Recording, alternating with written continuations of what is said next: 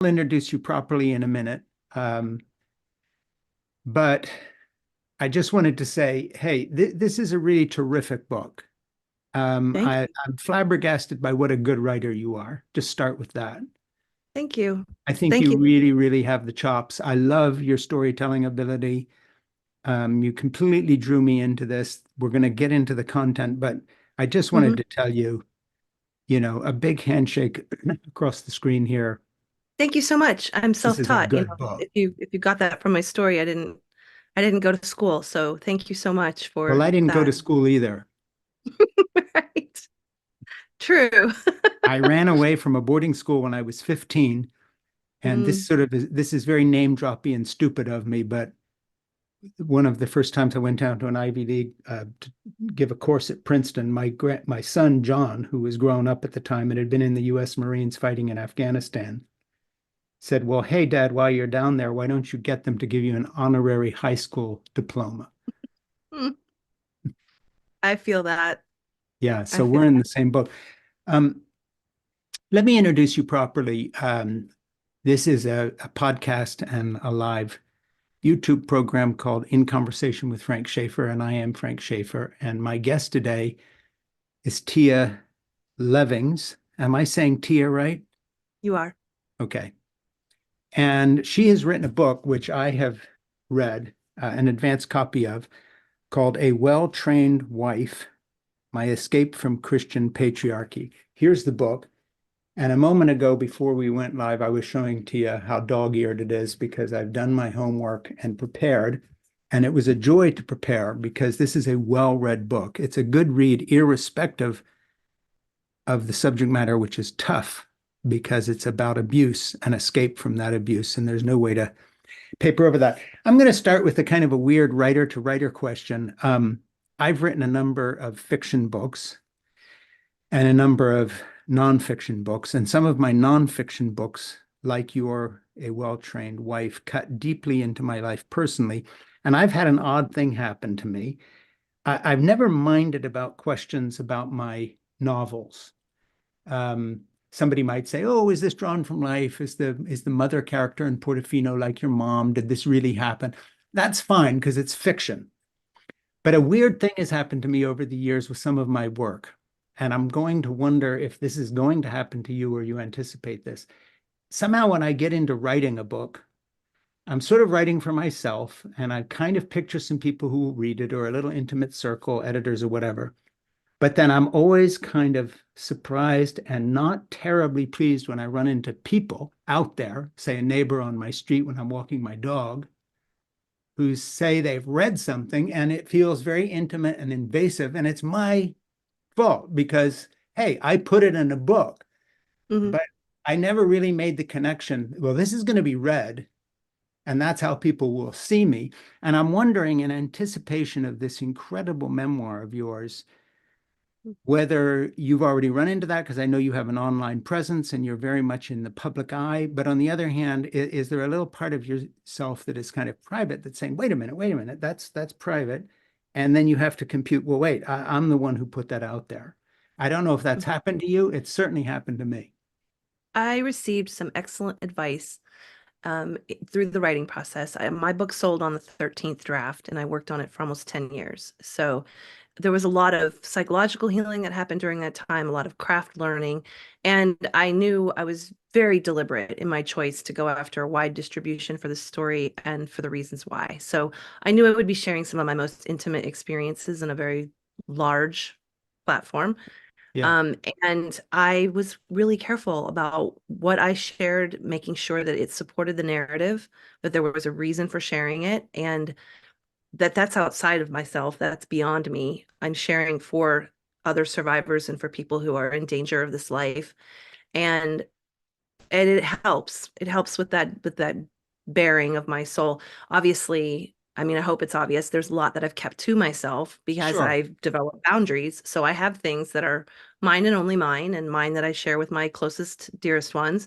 And then every scene in the book is there for a reason, and it's there because it's part of that life. And I feel very strongly that, unfortunately, the life that I escaped is coming for so much of America, and it's still happening today. So, it's a little bit of a burden, but it's also a privilege to be able Mm, to um, be one of the rare people who went through something so extreme and also did the psychological work to be able to tell that story without re-traumatizing myself. yeah. There's not a long list of people who can do that. Therefore, there's not a long list of survivors who can warn people that this is happening and spreading. So Yeah. yeah, I think it's the responsibility helps temper some of that tenderness. Yeah, I found the same thing in a lot of people who read a memoir of mine called Crazy for God that then came out of the evangelical movement. And I was kind of the first person from a famous evangelical family to kind of do that. And I had the same limitations and so on. One of the things in the book the book is not about this, but my father was a well-known evangelical leader, Francis Schaeffer, and in my memoir, I had a real back and forth on whether I would include details of the fact that he abused my mother. And I can remember waking up and hearing him screaming at her, and then the sound of his punching her arm. And then mom would come in a few days later and kind of apologetically cover up the bruises on her arms. And she never suffered the abuse that you describe vividly in your book. But you and I connected through this book on a number of levels. We did, including the I'm your speech. child in a way in this book. I was there when this happened with my mother, not to the degree it did to you. I've Mhm. gone through a leaving of my evangelical background and I've written about it. So that's another point where we meet. Then I got toward the end of your book and I knew nothing about you. But by the way, I have a little rule. I never read any PR material about an author. And I Mhm. don't look you up online. I don't Google you. I read your book. And then Mhm. later I'll find out more, if I need to. But I was stunned by the fact that you also have an Eastern Orthodox connection and that you Not wound only up. that, but you're instrumental in it. I don't even remember if this made this draft of the book. I know I've written about it. But that's what happens when you edit a book for 15 times before it sees Yeah, press. The Schaeffer name is peppered throughout my life. The Hidden Art of Homemaking um, was one of the first books that gave me hope as an abused woman. I think I picked up on that vibe from your mother's story writing. She, of course, wasn't talking about that. She was talking about how to embrace the little creator in all of us and make our homes beautiful. And it became that just the title alone is a point. It came to me the year after my daughter died, um, and that was a point. And then that Schaefer name touch point made me pay attention later when I was learning about Eastern Orthodoxy with Frederica Matthews Green at the corner of sure. East and Cal. But before that, you came to Jacksonville and I attended your event at the Murray Hill Theater with Father Ted. And again, I attended it because I'd heard your name. I knew who your family was. And there was a safety in that in your extraction journey. I think I was identifying with it to some extent that it was possible that Mm, might would have been subconscious in some of those years, but that it was possible to leave that world and it was possible to leave these ideologies. Um, and and yeah, so I've followed your career and I've followed your books and I have Crazy for God and all of it. It's yeah. very interesting that we're talking today. Well, I just want to tell you that in reading your book, it's so funny. I've read it on so many levels, and I'll tear up a little bit here. I mean, first of all, just as a reader, forget that I do podcasts and I'm a writer. Um, your description of being on the receiving end of that kind of male abuse is one that touches me deeply on so many levels. One, I understand as a child of someone who knocked my mother around sometimes and then went and preached sermons, Mhm, mhm, what that's like. mhm. Secondly, I've been married to Jeannie for 54 years now. I got her pregnant when we were 17 and 18. And the person she married uh, had been, as I have put this somewhere in a book I'm working on now, I describe myself as having been groomed to become an asshole by divine right. That's right. And you get this. It's not just all the worst instincts of male hubris and domination. You have a voice that's saying, yeah, but this is the right way to be. That's right. Fortunately, I did not become the man who was your abuser, because I was so angry with my father still. And I think I put this in Crazy Forgot. You're going to get this. I forget whether it's in the book or not, I know. but I think I included this at the time that I confronted him when I was 16. I had a knife in my hand Mm, and I went after him. And we mm, had a big set to. And then after that, it was funny. It was like he never thought anybody knew. And then he was found out and changed. And my mom mm, told me when she was in her 90s, after you talked to Fran, he never did that again. So with him, it was that somehow he was getting away with something that his own son put it in his face. I don't think changed his temperament, but it made him, he didn't do that anymore. mm, And maybe when you get older, you change. So I don't know. I'm going on too long. But the other level I read your book on is just this. And that is, of course, at the end of your book, you go to the Trump years and I grabbed her by the pussy and all this crap. mhm. And you talk about how this whole movement has now become part of this thing. And a couple days ago, and I'm going to shut the hell up here, and you're going to do all the talking, but we did Baptist Land, a Yes. memoir by Krista Brown. And Mhm, Krista and I talked, and of course she was saying, and then I'm going to shut up to cut to the end of your book. She said, "Look, it isn't all these crazy people that ask me, how could these Christians vote for Trump?" And she was saying they've got it all wrong. He's one of them. He's an yes. abuser. Yes. And now I'm going to be quiet. Now I'm going to ask you a question and say no if you want to, but I want you to read a couple pages from your introduction and forward. Do you have your book? I do.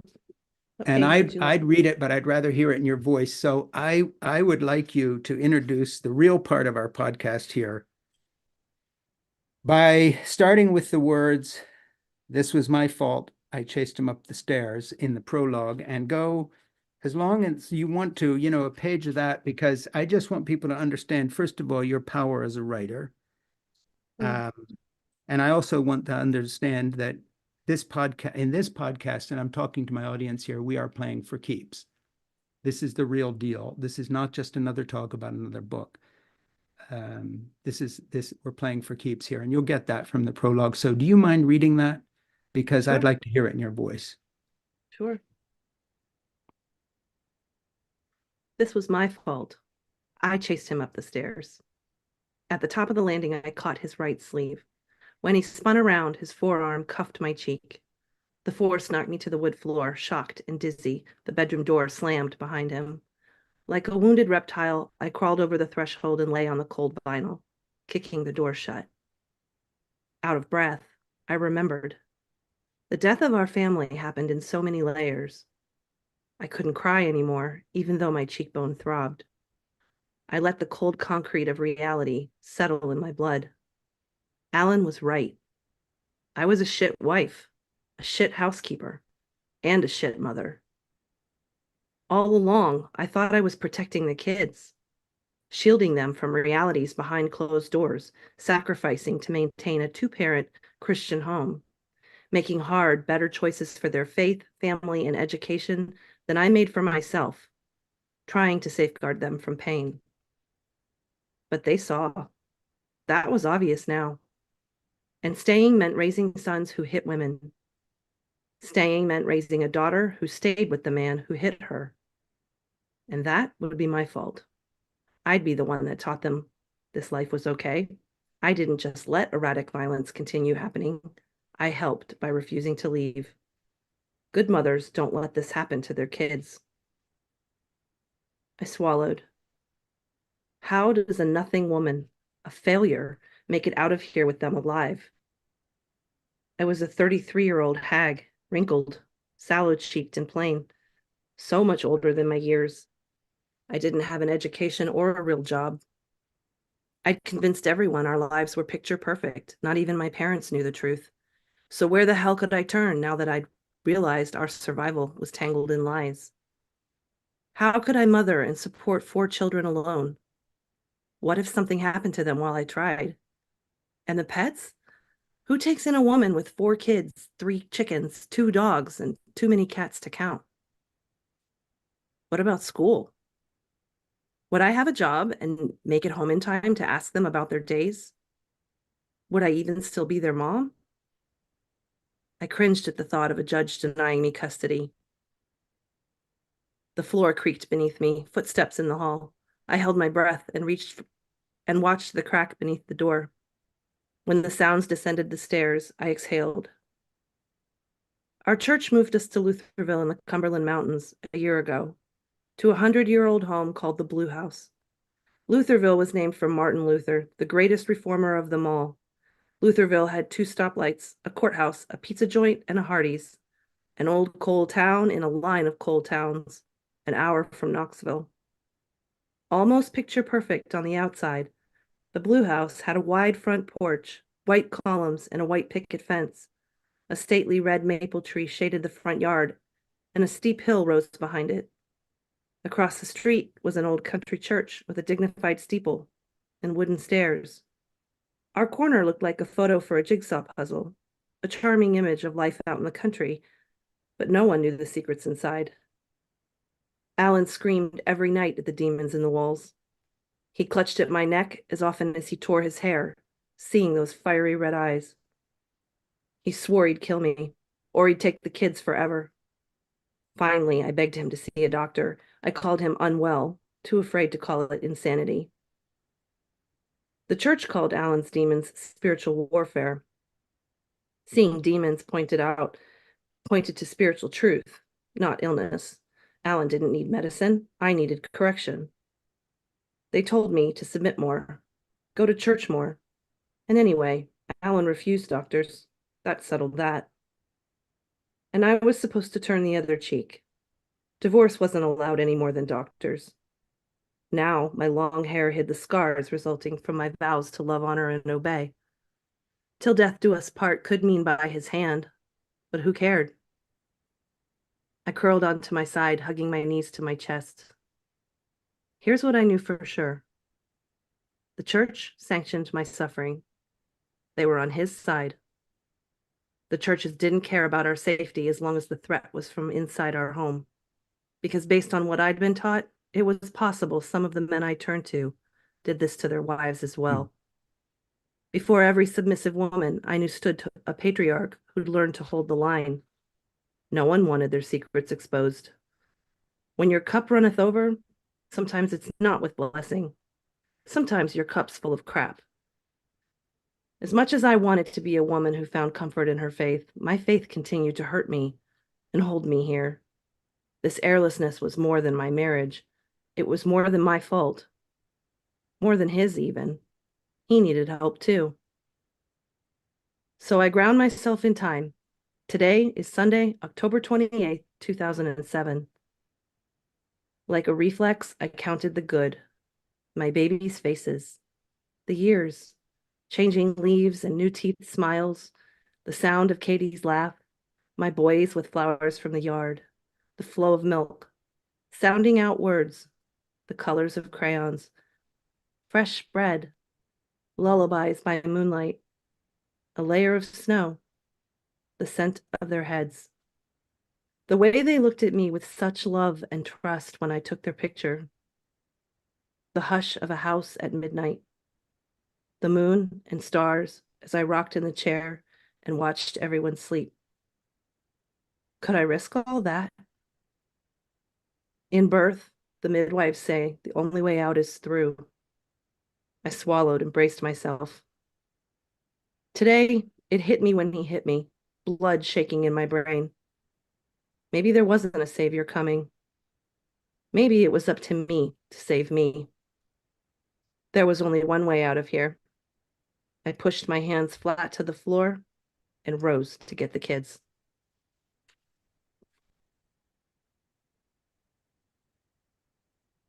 Well, that speaks for itself, and people who heard that will know why I asked you to read it. I'm going to be going through the book and looking for some things I want to talk about. Before we get into that, I wanted to just catch up a little bit on where you are now. I know that your kids are grown now, and so they are living their own lives. Are some of them geographically in your neck of the woods? Sort of. Yeah, Yeah, sort of. I have one's in Italy with his family, and I others saw in that. Lucky. yeah, Where in it's Italy? good. Sicily. Excellent. Yeah, it's beautiful. I went to Europe last year and spent some time there, and it was wonderful. Um, One's in Florida, two are in Jacksonville. I'm no longer in Jacksonville, so we're adjusting to this new um, empty nest, but the nest is kind of gone too, transition. So Sure. yeah, it's a new life. Did you get your ship passage? I did. I did. I And spent almost a year doing that. It was wonderful. I saw that. And then you took the slow route with the ferry across the channel and I did. I took the train Queen and from New York to England, and then a yeah. train across to England, a ferry to France, and then a train through Europe. Well, you It earned was the trip. wonderful. Yeah, Yeah, wonderful. And the time with your son was good. they're so good. So Is he good. going to stay in Italy? He's in the Navy, so they don't stay anywhere. He'll be Well, in Italy okay. for a few But is years. he Yeah, posted there for a while? Hmm. right. Yes, a few Yeah. years. Good for you.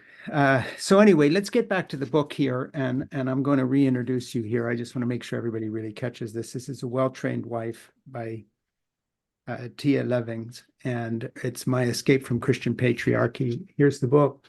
I well thumbed it. I'm going to go to some of the quotes here. And these are not in order of the story because I'm going to insist people buy this book and read the story. We're not going to spend time retelling it. But I'm going to dive in and out of bits that I think will lead to some good conversation in terms of Thank you. your life earned wisdom on this, and I want to plumb the depths of that.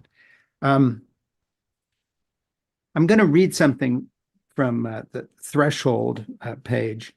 Um, I'd make Alan, and that's your husband at the time, an excellent wife, and embrace every duty with joy. And we'd have what Elizabeth Elliot wrote in Passion and Purity, the reward for following God's plan. Confident joy reverberated through me like a happy string concerto. Let's just start with one subject, the romantic stupidity of the way Christian families sell themselves into this patriarch nightmare that you describe, and the kind of mythology that goes with how God's going to fix all this. You know, even though this guy's a patriarchal asshole, somehow it'll all work out, and you're supposed to be the one that makes the changes. And I think that little sentence about how it would all work out, Elizabeth Elliot, I could add my mother's book sometimes, they use Schaeffer writing on marriage, how it's all supposed to be. Go there for a while. You know, how were you groomed to accept this crap for that long? Talk about that process a little bit, however you want. And some's in the book, some's not, but I really want to pick your brains on this. The irony is that in Christianity, we talk so much about fruit inspection, and yet the decision making that we are taught is in denial of the fruit. We were not shown the realities of marrying someone you barely know. Yeah. We were not shown what happens when you enter matrimony with someone you have hardly had physical touch with, and you're supposed to be sexually compatible with them for a lifetime. There are real evidences available to say, is this a good model or not? But Mm, we're not. We're groomed into idealism. One of the things that I think hurts the most still is how often women are used against women to groom mm, and teach girls into this fate, which I touched on in my prologue when it's that moment of realizing that I'm at a decision point. I'm not just perpetuating the system anymore. I have become a perpetrator. I have become someone who is inflicting this.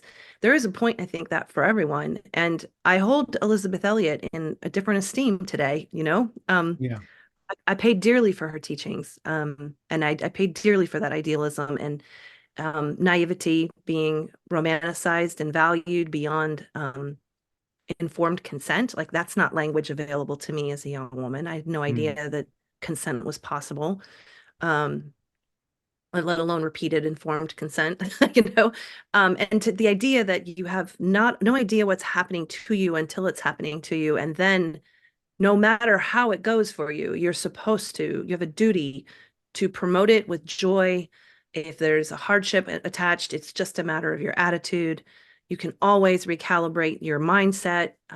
And so you're gaslighting yourself. You know, you mm, learn to clearly I'm the problem. If something's not working, it's because I'm not pleasing enough, or I'm making a problem where there's not one. Or it's at the very least comes down to sin in the world. You know, it's this mm, sin nature. I didn't think to question should love hurt. I just knew love hurt. Like Marriage hurt. Marriage had to be hard. Marriage, um, I know now, marriage doesn't have to be hard. Like marriage is a challenge, but it doesn't have to be hard and it doesn't have to Right. inflict pain. But that's not available. I think if I could go back in time and tell younger me anything, it's that more exposure to a broader worldview might have given me a better idea of that there are other ways to live and other ways to be Christian. And some of these things that I just really took for granted and bought in with such sweetness Mm. uh, and youth and naivety. I mean, I did come from a very large church, a very powerful church. Elizabeth Elliot came and, spoke at our podium. That was normal for us. And that's very convincing. So I'm trying, I try not to be too harsh on 17-year-old me who was Mm. up against something so much larger than her. Um, but yeah, I mean, I don't know if that answers your question, but Yeah, that's wonderful. And just reintroduce you, I'm talking to Tia Levings and I'm talking about her book.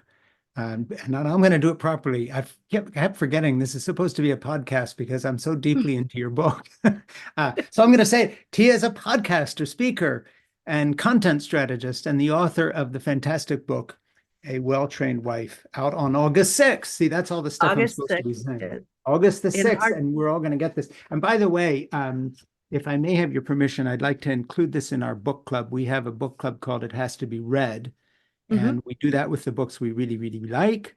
And we want to take A Well-Trained Wife and make it Thank my you. has to be read title for the month of September, which fits Thank because you. it's right after it comes out at frankschaeffer.substack.com and blah, blah, blah. Please subscribe to In Conversation with Frank Schaeffer at Apple Podcasts and to my Substack, It Has to Be Said at frankschaeffer.substack.com. And also It Has to Be Read, where we will be doing this book in September.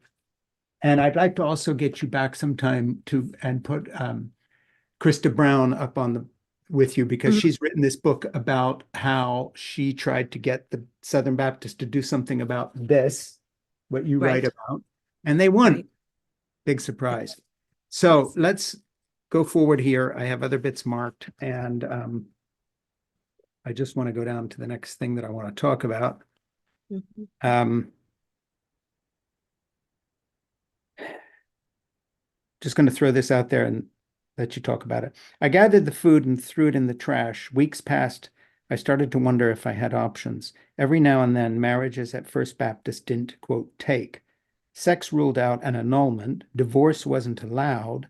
The people who got one left the church. Marriage is still to death do you part. I had to lie in the bed I had made. I wanted to talk to my friends, but there wasn't anyone left to tell.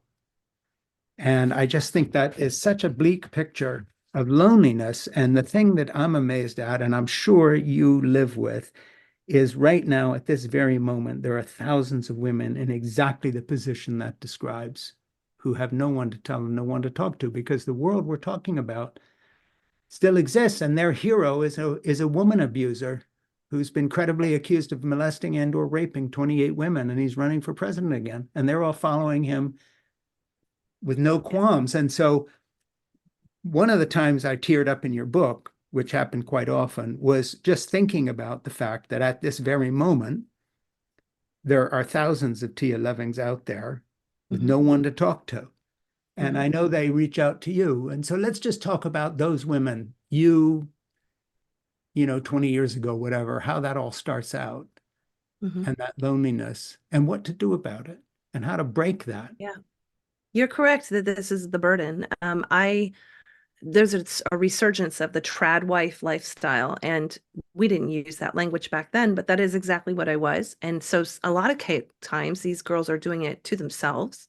They see Yeah. this aesthetic, they see this lovely fundamentalist promise that always shows up in times of chaos, that we have a formula and a way for you to be happy. And so they buy in so innocently. They want happy families, happy children, safe children. They want to find love.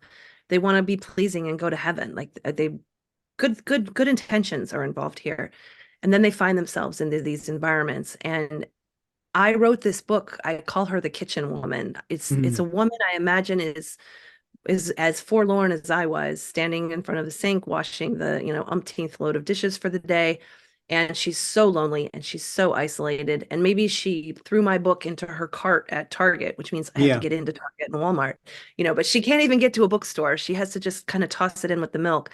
And and she relates. She can relate to my story and she imagines her way out. Because I Mm, think one of the hardest things for me was I had to be that for myself in those moments. I had to eventually get to a place where I wondered if there was a way out, and I was willing to give up everything except for my children. I could take them with me.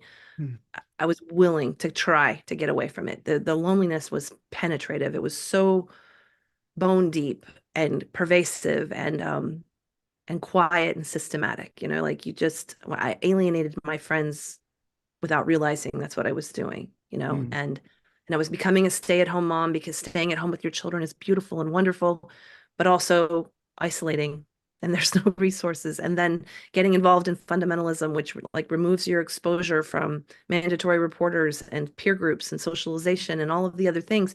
Eventually you're isolated. So the loneliness just piles up. And then when you find yourself in a relationship like that, where you're not even partnered in a team way or in a seen and heard valued way, yeah, I very, very many times mm. wondered why do I live? Why am I here?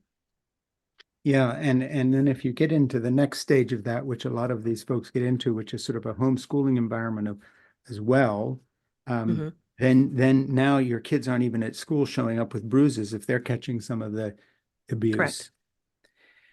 So I just want to read something else here. And this one jumped out at me. Ma'am, we're concerned about infection and postpartum psychosis. I need an advocate, I yelled. Amy, a new friend whose heart baby was also in SICU, had told me that advocate was a magic word in the hospital. Once you say the word advocate, they know you aren't stupid and could sue them for ridiculousness. I just wanted to jump there because that takes us into the story of the loss of your child. And I think that's part Hmm. of your story. Big one. And I didn't want to pass over that. And I used that paragraph to jump in. Would you talk about that a little bit? Clara, yes. And her name means clarity and clarification Yeah. and all of that. And that's what she gave me. Clara had a heart defect and she died when she was 2 months old. And that Mm, experience of being away out of my home, away from my marriage, alone for the most part in Atlanta, it was very powerful, and it did a lot of things to me just from the mm, living standpoint, but also presented me with like tangible problems that the platitudes could not solve or address, yeah. and also utterly tore me apart. I had never lost anyone until I Mm, lost Clara. And I was not okay. I was not the same person after. Like, it's very much a BC and AD thing. It's mm, um a different person afterward, and I couldn't go back to being who I was. So my spiritual awakening really does begin with mm. her death. Yeah. And there's the butterfly on her little Mhm, stone um, mhm, that I read about. And I talk about Clara a little bit in this, and I wanted to pull that paragraph out because I sense that that was the big divide, mhm. kind of a no bullshit moment where you see clearly that life is short and this is going to have big ramifications. Just talk about how what happened with her, became the divide in the path, and just follow, those next steps a little bit, tell your story. Yeah, I think when she died and I screamed the way that I screamed and I broke the way that I broke, and Yeah. there was no way to put me back into myself. And number one, that honors and reflects her life. Mm, We should be so impacted by another human life that we're not yeah. the same after we meet them. Um, it also showed me, like, it was that window into other ways to be a woman, other ways to be a mother, Mm, and that gave me strength to start asserting myself in small ways at first. I mean, sometimes it'd be as simple as I would put jeans back on after my denim jumpers. yeah. Or sometimes it was as large as realizing I could advocate for myself in a medical setting. It's a very Mm, big deal to be in that kind of assault. There's a medical assault scene in there for readers. To be able to speak up for yourself, and even though it came out very awkwardly and desperately, it was Mm, still words out of my mouth that I previously had held in. mm, I just think Clara was a spilling in so many ways, and she broke me open like a kaleidoscope. And mm. literally every single decision I've made since, I think is impacted by the clarity that she offered me, the tenuousness of life, and the beauty that we get we get one time here to like make it to the next step better, and to Yeah. leave it better than we found it. And she did that in 2 short months. Mm. Um, so I Yeah, I always was tell very people. touched by that book. And as a parent and grandparent, obviously, that was the hinge on which my emotions turned to. Because, of course, Mhm. as they say, whatever it was, you had me at hello. As soon as I understood your daughter was going to be seriously ill and something bad was going to happen, and all of a sudden Mhm. there's a sobriety to your book at that point where the author is now telling the truth, because you don't go there unless you mean it. I can talk Right, superficially about millions of subjects, but when I talk about my grandchildren, you're talking to me. When I talk right. about my kids, you're talking to me.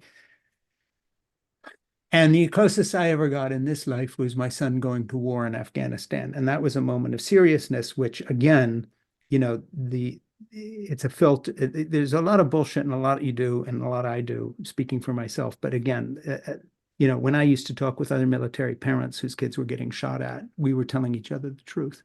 Um, Mhm. Mhm. but in any case, let me move on to something that I don't want to do because I found it so upsetting as a male with a woman I've loved for years, very imperfectly and very horribly at times, but nevertheless, just horrified by this. It really got to me. Um, and you don't have to go any deeper in this than you want. I'm not going to read a quote.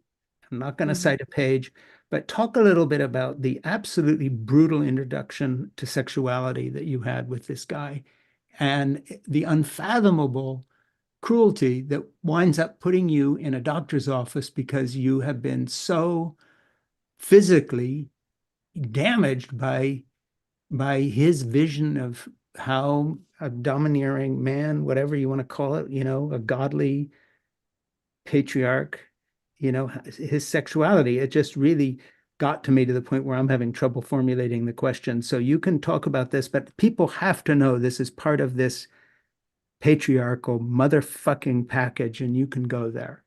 That's right. That's right. You're talking about my wedding night. Yeah, without being able to talk about it. It's fine. I can do it. You're talking about marital rape, and marital rape is a very real aspect of patriarchal marriage. There is no consent, and there is an understanding that by you're getting married, by the time you say your wedding vows, that it's a lifetime of consent, that your body is now available at any time and in any way and in any place for any purpose, that your patriarch pleases. And Christian women are drilled in this, that it's their duty, that bad things will happen to them if they don't comply. There's wonderful ministries out there tackling this issue. I would recommend Bare Marriage by Sheila Gregor is a great one. But you take this perfect storm of a situation here where you have young girls who are shielded from proper sex education, because just talking about sex will defile them in some way. If they talk about sex or teach us about sex, then we um, will think about it, and then we'll be sinning in our hearts. And so we go to the marriage bed completely unprepared. It is important to remember that I'm describing my young husband here. He was 23 years old. He was not some sort of patriarchal overlord, like Right. stereotypical image that people might imagine, like a commander from The Handmaid's Tale. He was a boy. He was 23. He had been groomed in the same system that I had been groomed in.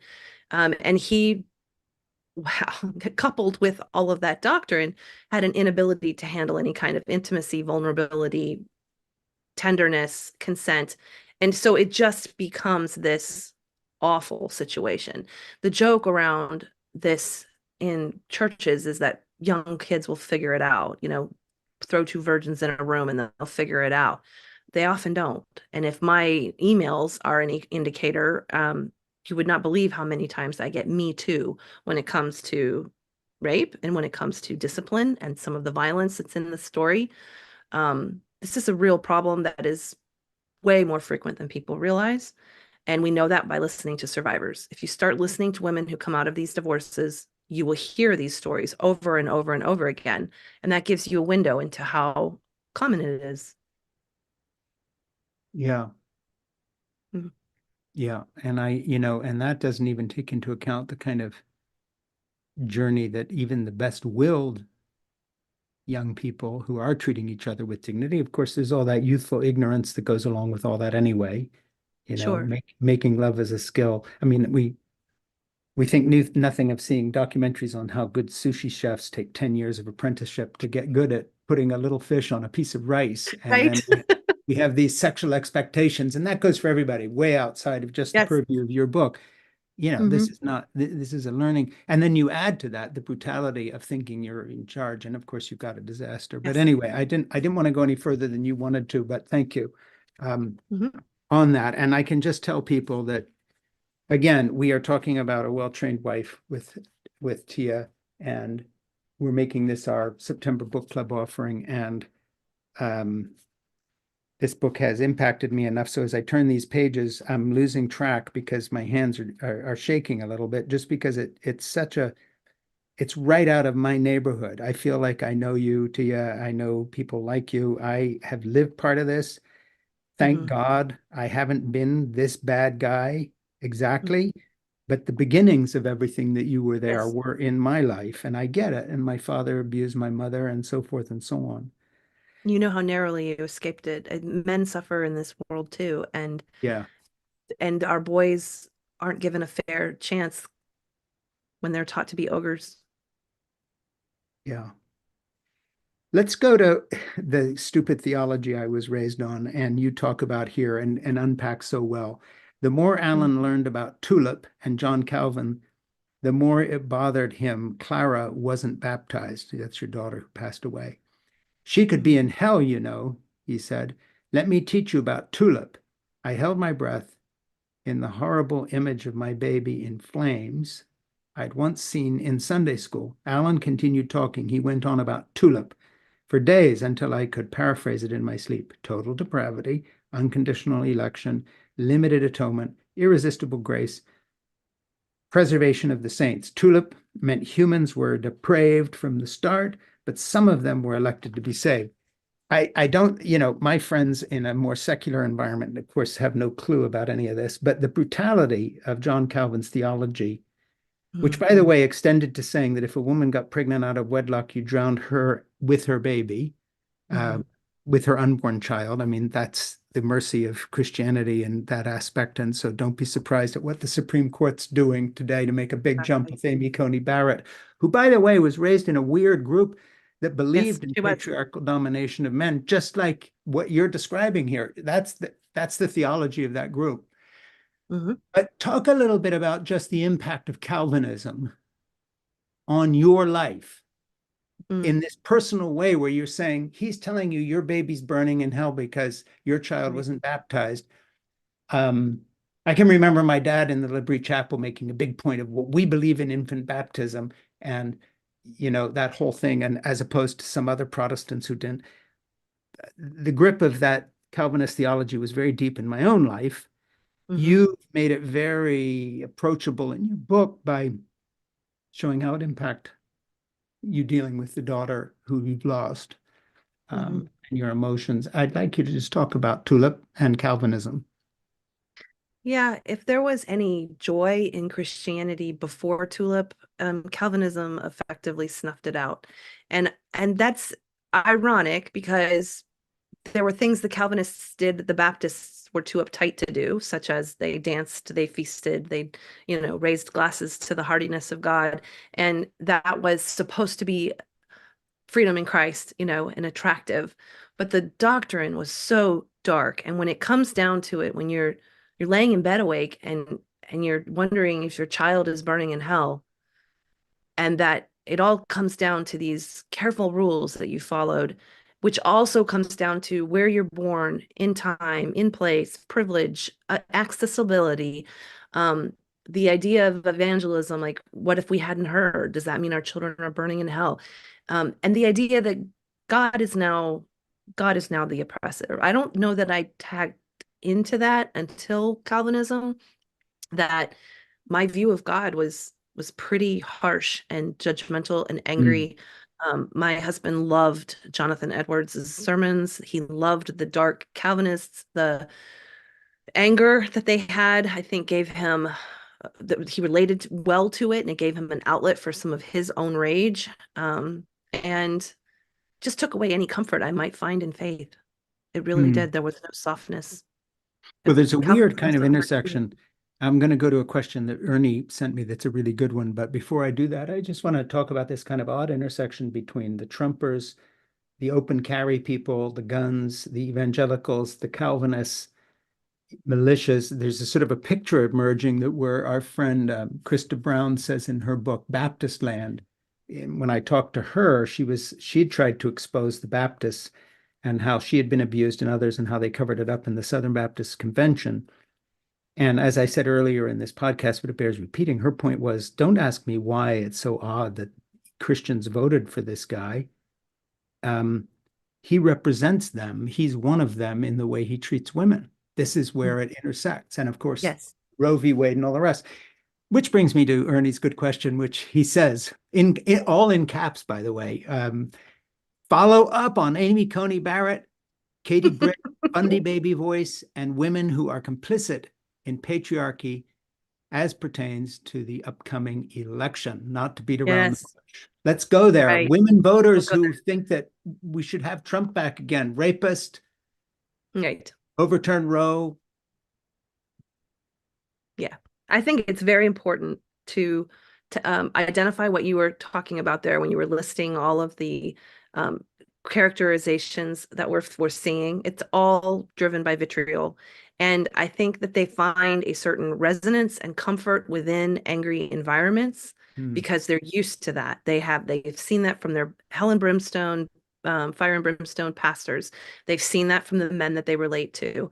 Narcissism is a humongous problem in these high controlled churches, but the narcissistic dynamic is comforting when you're in it. You know how to navigate it. And so having a narcissistic president isn't foreign to you. It feels Right. like just leadership. Hmm. One of the things I say a lot is that the patriarchy wants to run America the way they run their homes. And so you have to look at what family life looks like in these families. Like what is it actually like? There's not very many survivors who can tell you and paint the picture. That's the point of my book, is that I can tell you what it's like to live behind those closed doors. But that is also why I heard so many alarm bells. Amy Coney Barrett was from People of Praise. She was a handmaid. She speaks in the baby voice. The Fundy baby voice is people will recognize this from Katie Britt's State of the Union response, where she's speaking in this, it's a prosody, melodic, coaxing, breathy, almost sexual whisper. Michelle Duggar used it. Some people are familiar with that on the TV show. We didn't call it Fundy baby voice. That's what outsiders call it to describe it. What it is the vocal modulation that we went through to sound sweet, keep sweet, sound like we have gentle spirits, stay in the spirit, be very feminine. And it's a manipulation. It is used to coax and manipulate and bring you along and diffuse the fear bells that are going off. So when a Supreme Court justice is trying to sound like a baby and be sweet, we should wonder why. That would be a good, like, Yeah. you're intelligent and educated. Why are you sounding that way? There's footage of Katie Britt as a senator sounding normal in some clips and then as a baby in others. Why is she code switching? Hmm. She's code switching because she's signaling to the evangelical base. They Yeah. recognize that. And that is their definition of femininity that won't threaten the kind of leadership that their hierarchy has. They're chosen. I hate saying his name. Also because that person is not our president. That person is running for president and dominates our news in a chaotic Hmm. and disproportionate way.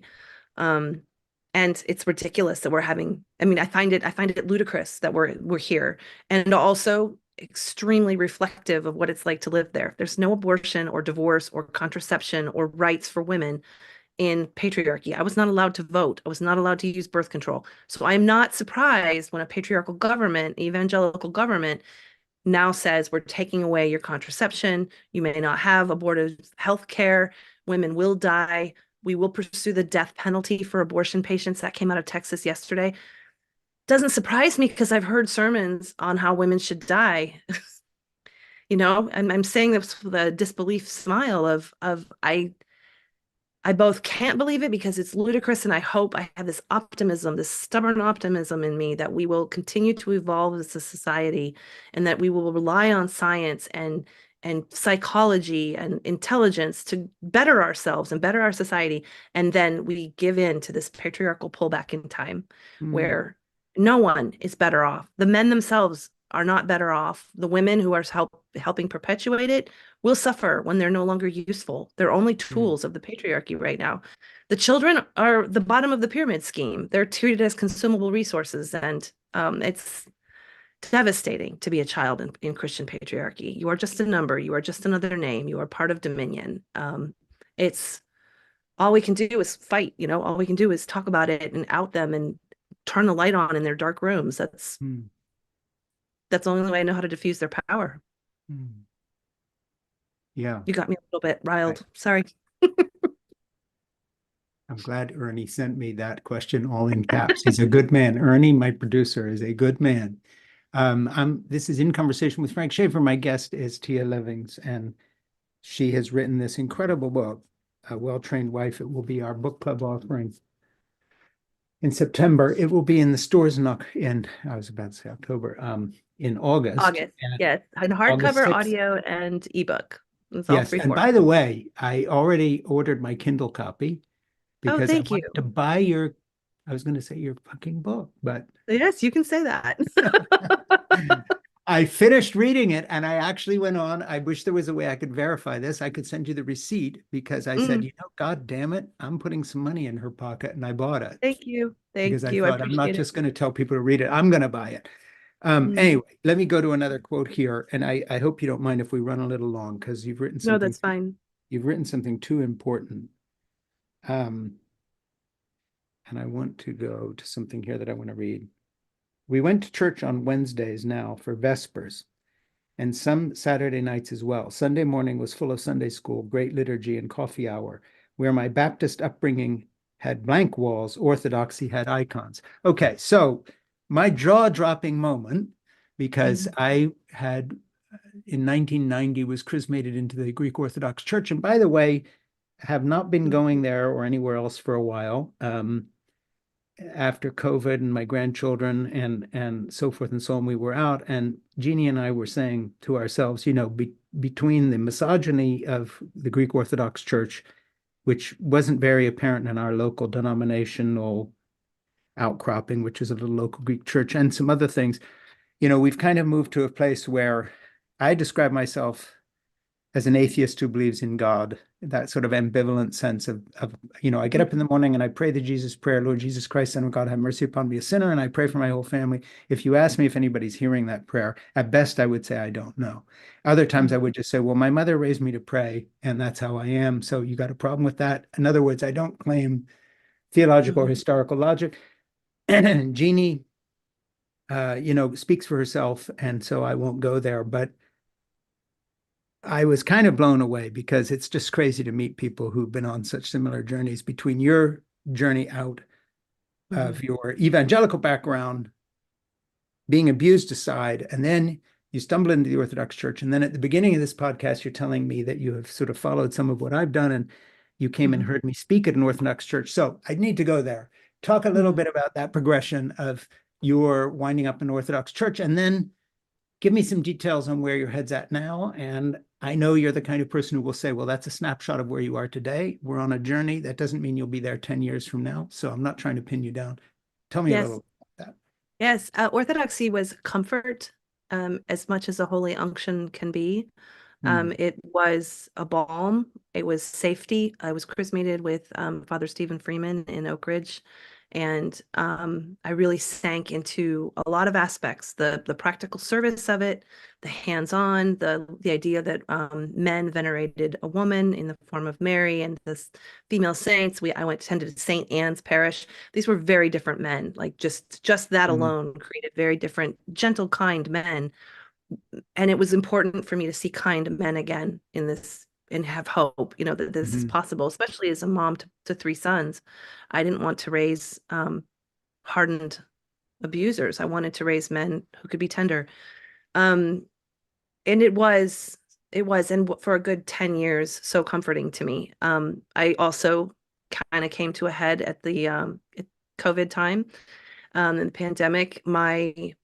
Sadly, I'm still brokenhearted about this. My parish in Jacksonville politicized. It had been so bipartisan when I moved there, but it politicized and it went towards Trump, and I can't do the math of that.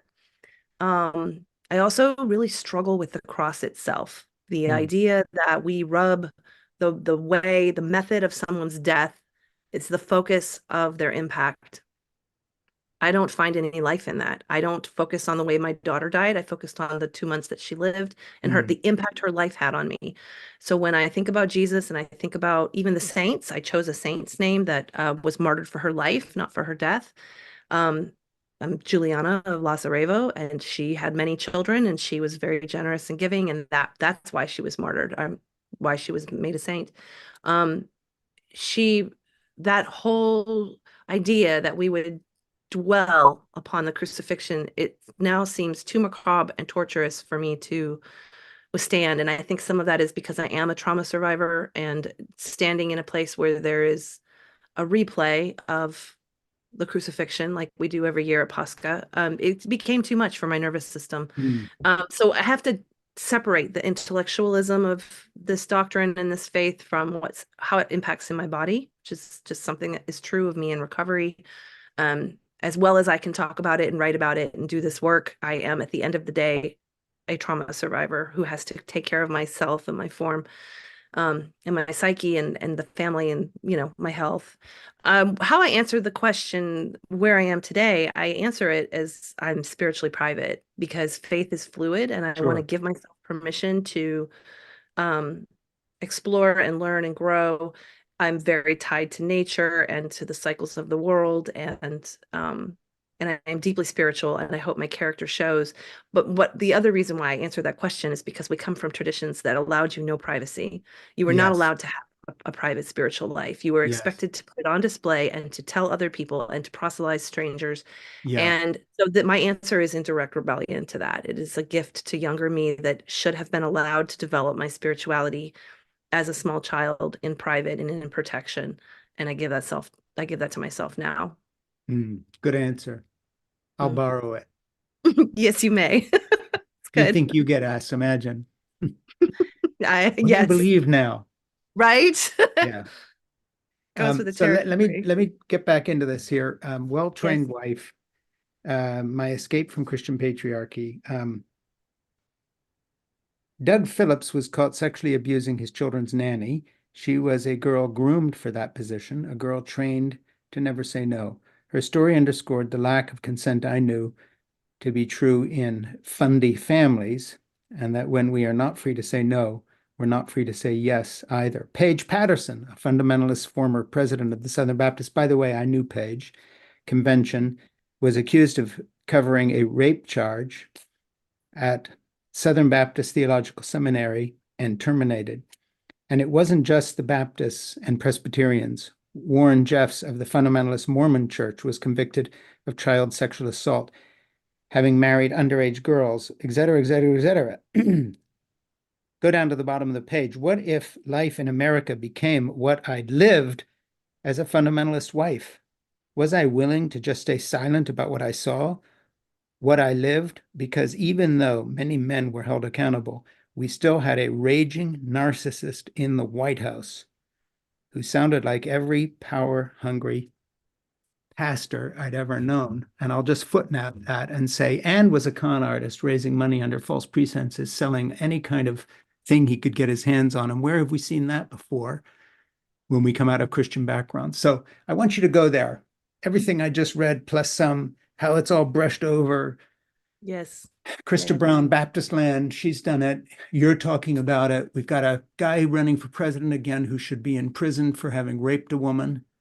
period. End of Hmm. sentence, no ifs, ands, or buts. Hmm. What the hell? Yeah, it is a what the hell. one of the things I've had to contend with is that the world at large often does a better job holding abusers accountable than the church. It is my position that until or unless churches begin to take abuse claims seriously, that they are not safe places for children. Yeah. That is a provocative thing to say, but I defy anybody, dare you, go ahead and tell me that children are safe in these environments. The survivor stories are a flood. There's a movement of deconstruction and a movement of ex-evangelicals that have had it. If women really want to make a difference in their generational um, projection, they stop going to church. That you stay, keep your kids at home. Don't subject them to that. As for our national stage, it's maddening. It feels like upside down land. It doesn't, I'm not surprised by any of it because I knew Roe could fall. I knew the Supreme Court was getting stacked with conservatives. I knew that the dirt that he must have on people that is keeping them in line, that is making them Mm. do things like Nikki Haley just did. There's there's dark forces at work. There's something happening that's much bigger even than him. And there's a quip that I carry, like someone's too mean to die. Like, why isn't there just like an everyday accident or cancer or something that, relieves us? That even it won't solve it. It is much bigger than one Yeah. person. One person is the system of the entire, just this the system, the figurehead of the entire problem, which is a systemic reckoning, I think, Mm. of what's been going on in evangelical churches for a very long time.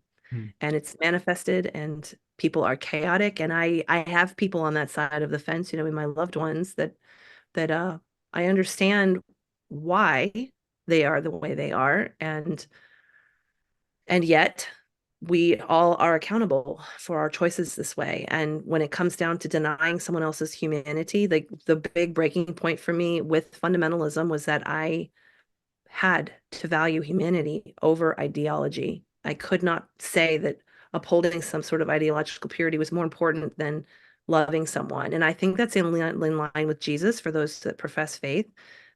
He taught to love and love God, love people. That's as hard or as easy as it gets. So Mm. um, I know what it's like to live without a vote, without a voice, and total oppression. I know what it's like to be driven to annihilation and within, plain sight with the shiny, happy little family and all the scrub clean children. And I can't be silent about what I see happening. I know what women, the head of household voting issue is. That's an interesting one to talk about as well, because head of household voting has been floated at the RNC. It has been talked about especially with Mike Johnson at the helm. It's coming for women, and they're putting their head in the sand if they think that it can't happen to them too. Ernie sent me something that I want to go to. He said that you said our boys aren't given a fair life when they are raised to be ogres. Revisit that if you can. Men have Mhm. a responsibility to self-identify as assholes, um, and, if they need to, and then change and do something about it.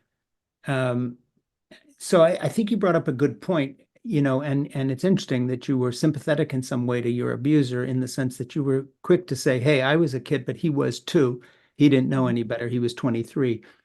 Go to that aspect of how we've talked about the complicity of young women and older women who kind of train, the Amy Coney Barrett figure, who looms in my mind as a kind of a monster, really, having sold out everybody, Right. Jesus, as well with the rest of us.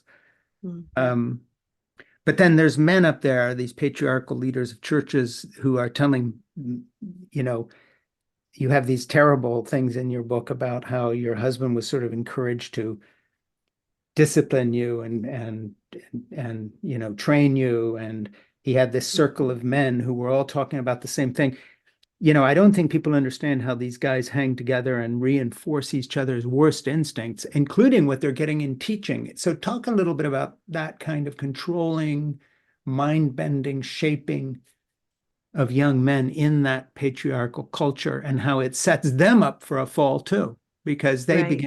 begin to hate themselves. Yes. And I know that part. I think it's a system of self-betrayal that is taught so early. And this idea that we're expected to harden our children. It's just psychologically unhealthy. Like the Mm. idea that you break them through discipline, and you conform them.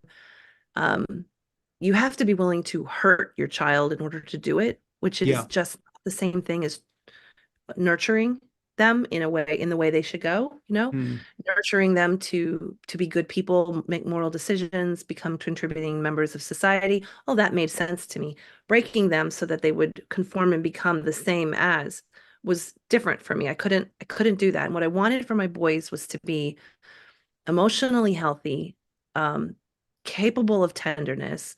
I think I was at the time very much looking at Jesus himself. Jesus is somebody who was friends. He was simple and hands-on and worked hard, but also wept. And, this warmth of Jesus, I wasn't seeing reflected in patriarchy at all. And I wanted my boys to be good men, kind men. And I knew that breaking them wasn't going to accomplish that. Mm. Um, Mostly I knew that because the men around me, the man I was married to, was a great example of that's not going to get you the result. I'm very gardeny that way of like, if whatever seed you plant is the fruit you're going to get. And so if you want a certain fruit, you better plant that seed. And you Hmm. can't plant one seed and expect a different fruit. So I was seeing what kind of man my husband was becoming, and I didn't want that for my children. I just Mm. didn't. I knew there needed to be changes made. And I didn't want that for him either, but I wasn't, I didn't have any power with him. I didn't have any influence either. Mm. One of the things that was always working against me is the way one author always led to another, and one pastor always led to another. And so pretty soon that's just the soup that you swim in. It is very insulated. You're in a world within a world, and you're hiding in plain sight. You've gaslit yourself. If you have a moment of clarity, the oppressiveness of the world, the like life that you're living will stamp it out. You've got to get the day done. You've got to take care of the children. There's the amount of labor that's involved in this lifestyle is so extreme that it limits your ability to question or experiment or explore or read or any of those things. So there's a holistic environment that's, involved in that kind of mind warp. Um, Trying to come back to your question and make sure that I answer what you would like. My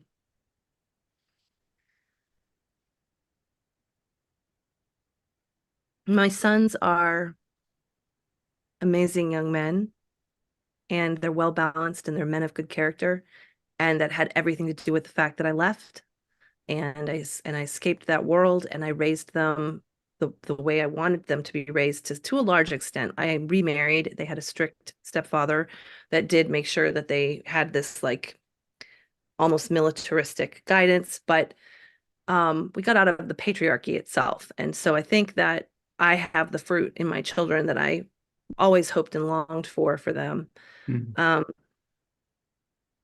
I don't know. Is that answering your question? Very much so. Okay. Yeah. So a couple things. First of all, once we stop recording here, and this is for you and for Ernie, I just had something to ask you. Not like, oh, I can't ask you in public. Just a Right. question about a book thing that is not anything to do with this. So please don't go away when Ernie stops recording. Okay.